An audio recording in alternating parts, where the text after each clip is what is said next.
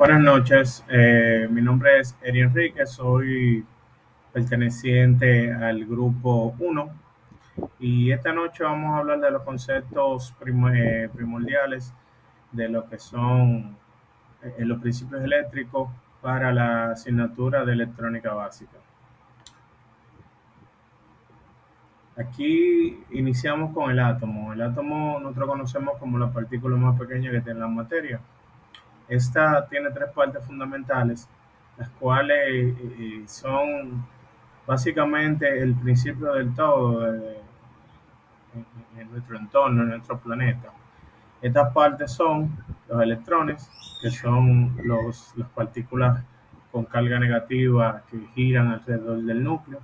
Están los protones, que son las partículas con carga positiva que están en el centro del núcleo, acuñados por los neutrones. Los neutrones son los que tienen carga neutra. Este principio, o sea, la electricidad viene dándose cuando existe una diferencia de potencial. O sea, hay un principio que indica eh, eh, que los protones con carga negativa van a repelerse con respecto a los protones. Entonces, ahí es que se da lo que es una diferencia de potencial. ¿Cuándo se da, cómo se da este evento? Fácil. Al momento de que los protones, el átomo, se le van desprendiendo por el proceso de ionización, se van desprendiendo los electrones, entonces van quedando electrones que tienen cargas, que están más cargados de manera negativa y electrones que están más cargados de manera positiva. ¿Cómo se da esto? Cuando el electrón abandona el átomo y se asoma o se aloja en otro electrón, en otro átomo, perdón, entonces el átomo que perdió la partícula o el electrón queda cargado de manera positiva más que el otro, que entonces queda cargado de manera negativa por tener más electrones. Ahí entonces es que se da lo que es una diferencia de potencial. ¿Qué es la energía eléctrica? Bueno, la energía eléctrica es la que se produce cuando los electrones se mueven en un espacio, como estábamos explicando anteriormente. Es necesario que lo mismo cuente con energía potencial y que se mueva entre un punto a otro, dígase que se mueva por un elemento conductor.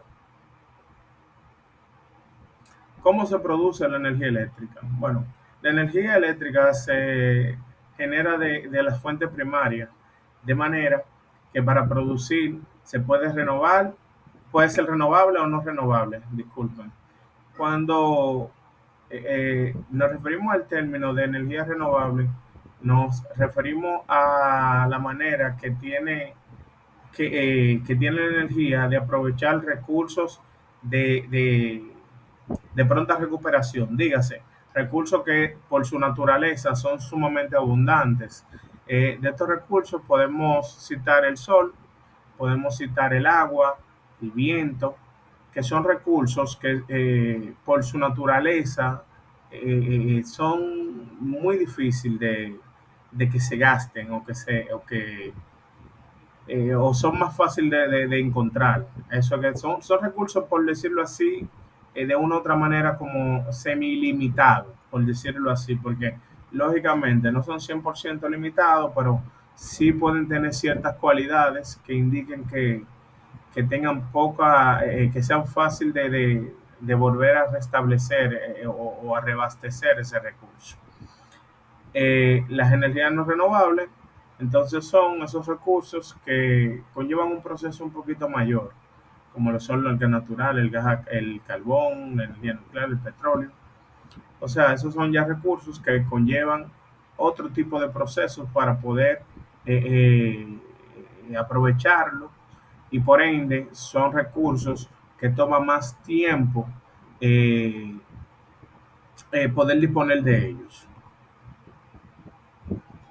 ¿Qué característica tiene la energía eléctrica? Bueno, la energía eléctrica se puede almacenar, no se destruye, se degrada con el tiempo, no puede ser creada, se mantiene, es veloz y se puede controlar. Por eso es que el ser humano tiene la energía eléctrica como el principal recurso para prácticamente todas las aplicaciones y todos los avances tecnológicos. Se toma la energía eléctrica como, como motor, como eje que impulsa los avances tecnológicos.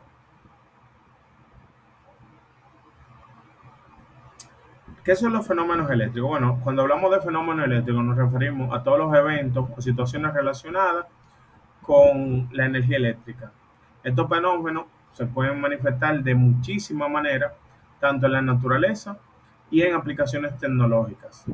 Ejemplo de ellos es cuando, como un ejemplo que puso el maestro, de que el mayor aislante o el mejor dieléctrico que existe en el planeta es la misma atmósfera, el aire, pero llega un momento, un punto, donde el aire puede servir como conductor para un rayo.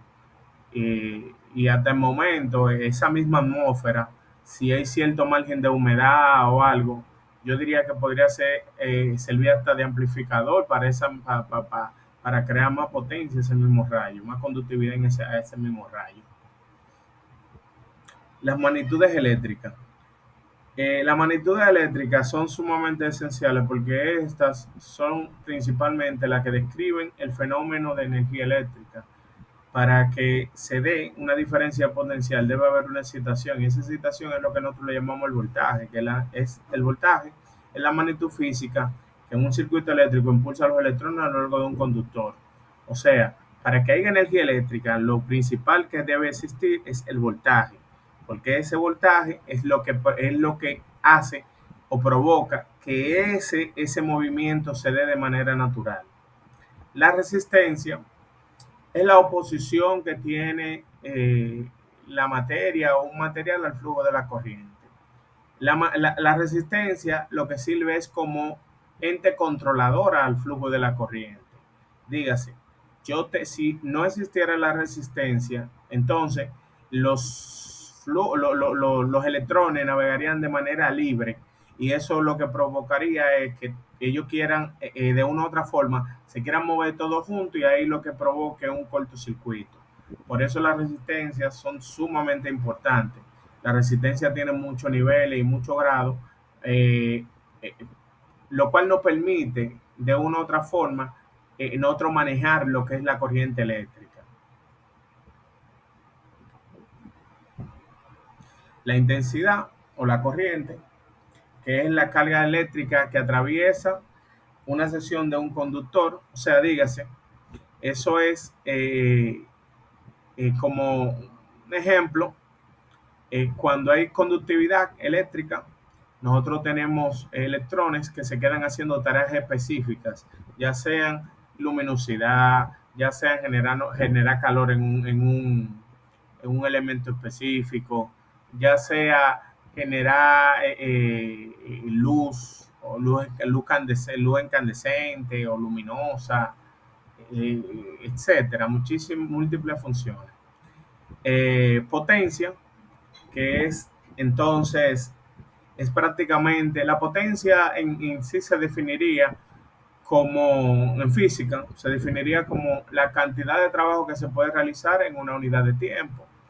Y en electricidad sería igual. Es como la cantidad de electrones que pudieran pasar en un conductor en un tiempo específico, en un momento específico. Mientras mayor es el flujo de electrones que pasen en ese conductor en ese momento, entonces mayor será la potencia que tendrá ese conductor. Volé la energía, que la energía es la capacidad que tiene, eh, la energía es la capacidad de hacer funcionar las cosas directamente, básicamente. Entonces vamos a hablar de los conductores, semiconductores y aislantes. Los conductores son elementos que te permiten el flujo de corriente de manera normal. Eh, Estos son los elementos principales que se utilizan para el tema de la conductividad eléctrica. Los semiconductores, los semiconductores son elementos que regularmente controlan o regulan el flujo de la corriente. Eh, Estos son un poquito menos conductores que los conductores normales, pero son más conductores que los elementos dieléctricos o aislantes. Los aislantes son materiales que tienen una alta oposición al flujo de corriente o al flujo de electrones.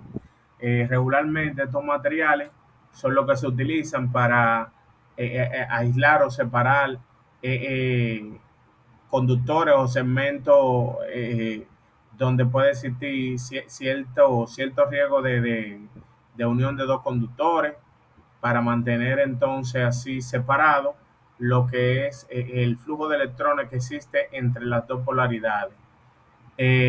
Los aislantes pueden ser de muchísimos materiales.